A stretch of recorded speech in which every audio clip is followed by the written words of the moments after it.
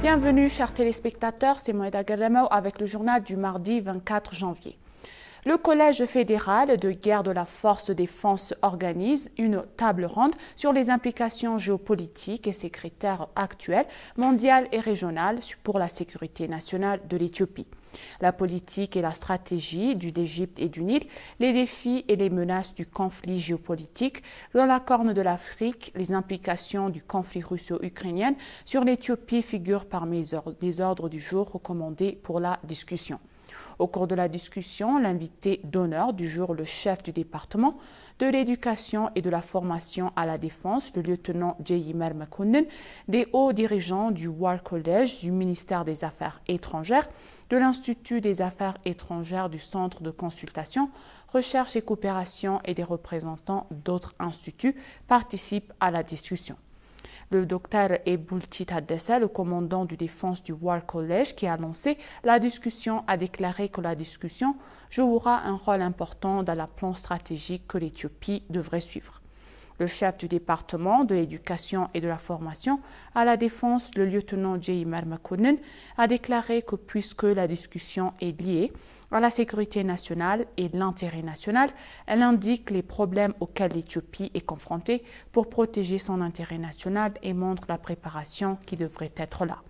Il a également souligné que la distance parcourue par le War College pour remplir sa mission en termes de renforcement du leadership est admirable.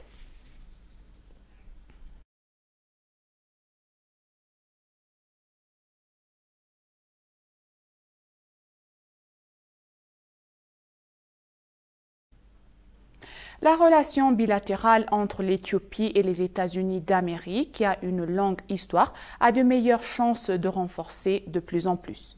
Le président de l'université de Har-Omaya, Jamal Youssouf, prévoit que les relations entre les deux pays, qui avaient stagné en raison de la guerre dans le nord de l'Éthiopie, ont recommencé à se renforcer grâce à l'accord de paix conclu à Pretoria.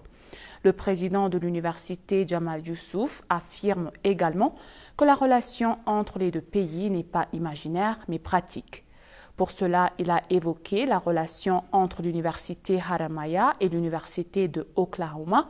Le président espère que le renforcement des relations bilatérales entre les deux pays a permis de surmonter tous les défis rencontrés jusqu'à présent entre les deux pays. Au milieu des situations prometteuses entre les deux, les États-Unis ont toujours bloqué l'Éthiopie de l'accord de l'AGOA, est une indication qu'il reste plus d'efforts pour trouver l'équilibre.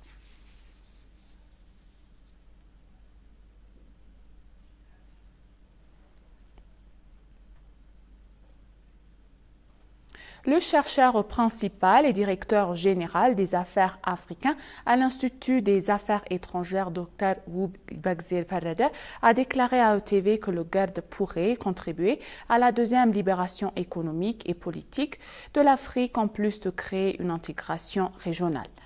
Le problème critique sur la rivière Abaï a une narration mythique illogique et erronée qui doit être remplacée par une compréhension scientifique.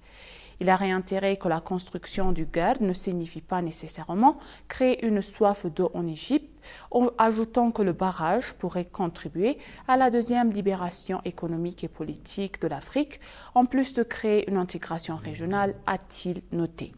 Le savant a poursuivi en disant que plutôt que le reste attaché au type d'économie coloniale, la construction du GARD a un impact transformateur économique dans toute la région, créant de la place pour l'intégration régionale.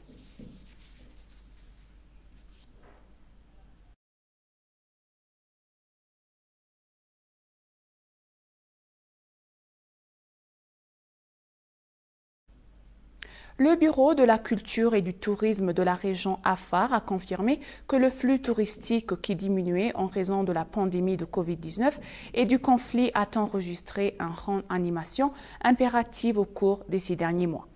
Le chef du Bureau de la culture et du tourisme de la région Afar, Ahmed Abdulkader, a déclaré à Fana Broadcasting Corporate que puisque le tourisme dépend de la paix, le flux de touristes a ralenti de 2019 à fin 2022 suite au déclenchement de la pandémie de Covid-19 et au conflit dans le nord de l'Éthiopie. Le responsable a déclaré que le flux de touristes qui a touché le fond l'année dernière a enregistré une reprise significative au cours des 6 derniers mois. Les principales destinations touristiques de la région pour les visiteurs sont Dalool, Ertaleh, le lac Afdera et Alalo Badfel.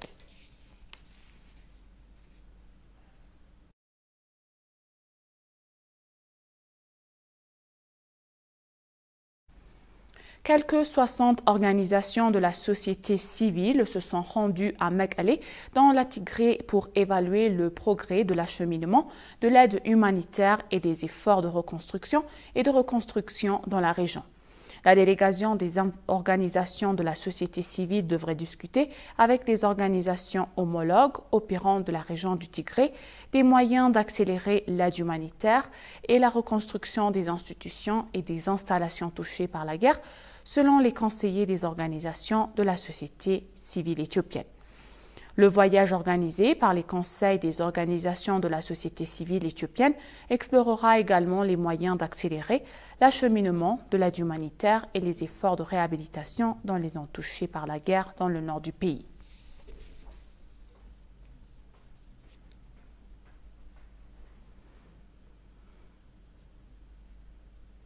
Plus de 100 sociétés phares de 33 pays se sont réunies pour présenter leurs produits et services lors de la 4e exposition commerciale internationale à Addis Abeba. L'exposition commerciale internationale a débuté aujourd'hui à Addis Abeba. S'exprimant à cette occasion, le ministre d'État chargé du commerce et de l'intégration régionale Kasaoum Gofé a déclaré que la 4e exposition commerciale internationale jouait une importance primordiale pour renforcer les relations entreprises entre les entreprises. Selon Nguidje, l'ouverture de l'exposition accélère également l'intégration régionale en favorisant l'intégration économique entre les pays africains. Plus de 100 entreprises internationales basées dans 33 pays exposent leurs produits et services pendant 3 jours consécutifs à Addis Abeba.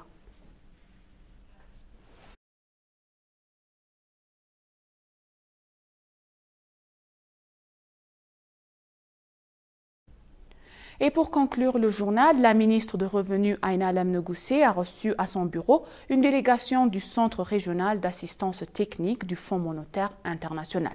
Aïna Alem et la délégation dirigée par Edina Moshi ont exploré leurs moyens de renforcer la coopération entre le gouvernement éthiopien et l'ARITAC Est.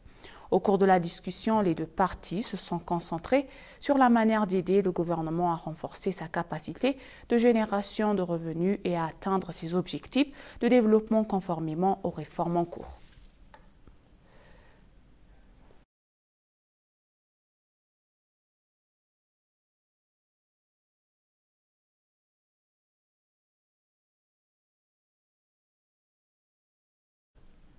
Chers téléspectateurs, nous vous rappelons les titres principaux.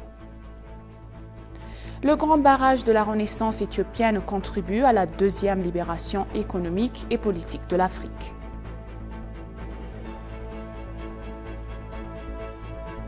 Le Collège fédéral de guerre de la Force de défense organise une table ronde sur les implications géopolitiques et ses critères actuels mondiaux et régionaux.